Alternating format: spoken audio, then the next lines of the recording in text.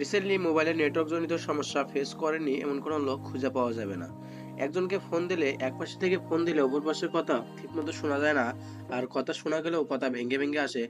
অথবা দেখা যায় ফোন চালু থাকার পরেও কেউ যদি ফোন দেয়, ফোন বন্ধ দেখায়। এরকম সমস্যা অনেকেই ফেস করছেন। পার্সোনালি আমি নিজেও এরকম সমস্যা অনেকবারই ফেস করছি। তবে ছোট্ট একটা সেটিংস আছে, যে সেটিংসটা করার পর থেকে আমি এই সমস্যা থেকে সমাধান পেয়েছি। আজকের এই ভিডিওতে আমি আপনাদেরকে সেই সেটিংসটাই শিখিয়ে দেব, যেটা করার পর থেকে আপনারাও এই সমস্যা থেকে সমাধান পাবেন। তার আগে বলে রাখি, এরকম গুরুত্বপূর্ণ ভিডিও প্রতিদিন আমাদের চ্যানেলে আপলোড হচ্ছে। তাই আপনি যদি আমার চ্যানেলে নতুন হয়ে থাকেন, তাহলে আমার চ্যানেলটি সাবস্ক্রাইব করুন এবং পাশে থাকা বেল আইকনটি ক্লিক করুন, যাতে পরবর্তী ভিডিওগুলো মিস না হয়। তো কথা না বেরিয়ে চলুন মূল ভিডিও শুরু করি। প্রথমে চলে আসবেন আপনি আপনার ফোনের সেটিং অপশনে। সেটিং অপশনে আসার পর এরকম একটা ইন্টারফেস শো করবে।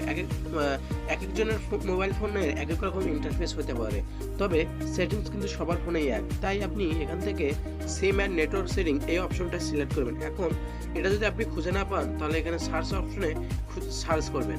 তো আমার যেহেতু সামনেই আছে, তাই আমি ক্লিক করলাম। তারপর এখান থেকে আপনার যে সিম নিয়ে কাজ করতে চান সেই সিমটা সিলেক্ট করে নেবেন। আমি গ্রামীণ সিম নিয়ে কাজ করতে চাই, গ্রামীণ সিম সিলেক্ট করে নেব। নেওয়ার পর একটু স্ক্রল করে নিচের দিকে আসলে আমরা দেখতে পারবো 4G কলিং নামে একটা অপশন আছে। এই 4G কলিং এই অপশনটি অফ করে দেব। সবার ক্ষেত্রে 4G কলিং অপশন নাও থাকতে পারে, এবং কারো কারো ক্ষেত্রে লেখা আছে ভোল্ট কল অপশনটি অফ করে দিবেন। তারপর এই নিচে আরেকটা অপশন দেখা যাচ্ছে প্রেফারেড নেটওয়ার্ক টাইপ। এখান থেকে আপনারা 2G 3G 4G অটো করা আছে, এখান থেকে 2G বা 3G এই অপশনটা অটো করে দিবেন।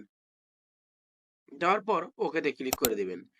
ইনশাল্লাহ আশা করি এই সেটিংস দুইটা করলে আপনার ফোনের এই নেটওয়ার্ক জনিত সমস্যা আর ফেস করতে হবে না। যদি ভিডিওটি ভালো লাগে তাহলে অবশ্যই আমার ভিডিওতে একটা লাইক করবেন, এবং আপনার আজকের মতো আমি এখান থেকে বিদায় নিচ্ছি। সবাই ভালো থাকবেন, সুস্থ থাকবেন, আল্লাহ হাফেজ।